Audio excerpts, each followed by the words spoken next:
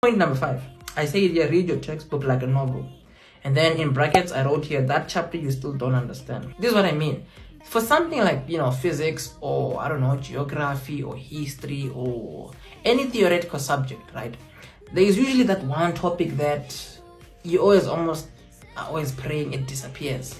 But it never does. It's always there. The least you can do is, if there's a specific topic that is really, really, really troubling you, be humble, Take maybe that grade 10 textbook, read through that chapter. When I say read through it, I mean literally just read through it like a story. Don't try and think to yourself that you should read it to like understand and blah, blah, blah. No. Keep it simple. Just try and read it like a novel.